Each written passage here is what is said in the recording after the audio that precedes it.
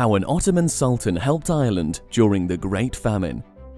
The Great Famine in the mid-19th century was one of the most devastating events in Irish history.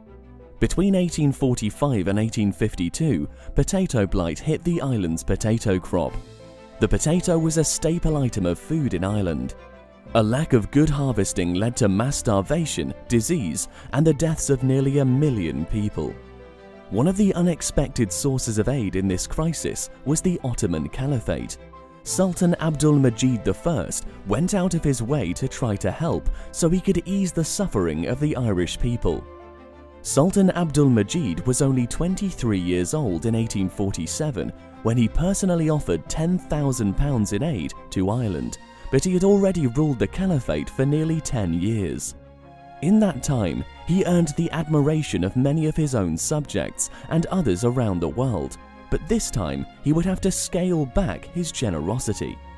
British diplomats advised him that it would be offensive for anyone to offer more than Queen Victoria, who had only donated £2,000.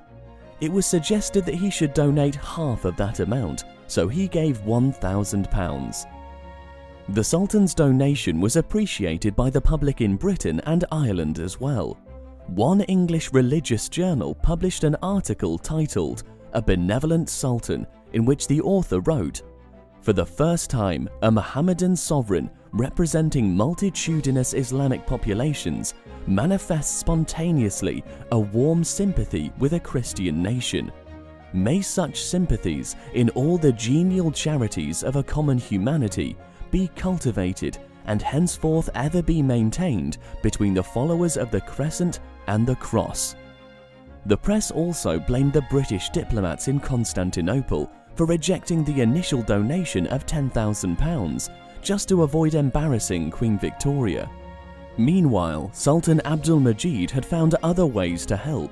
Today, the port town of Drogheda in Ireland includes a crescent and a star, both of which are symbols of Islam, in its coat of arms. Local tradition has it that these symbols were adopted after the Ottoman Empire secretly sent 5 ships loaded with food to the town in May 1847. The reason for the secrecy is that the British administration had allegedly tried to block the ships from entering Drogheda's harbour. Evidence that backs up these claims includes newspaper articles from the period and a letter from Irish notables explicitly thanking the Sultan for his help. The nationalist Irish Freeman's Journal celebrated these efforts. "The conduct of Abdul-Majid on the occasion referred to," the author wrote, "was that of a good, humane and generous man. A believer in Mohammedanism, he acted in the true spirit of a follower of Christ and set an example which many professing Christians would do well to imitate." Though Abdul-Majid probably hadn't expected any kind of returns on his aid to the Irish, some of them rallied to his side in 1854, just 2 years after the famine ended. Britain had become involved in the Crimean War to defend Ottoman territory against an expanding Russian Empire. In addition to Irish nurses and engineers and some of the first war journalists in history, about 30,000 Irish soldiers served in the war.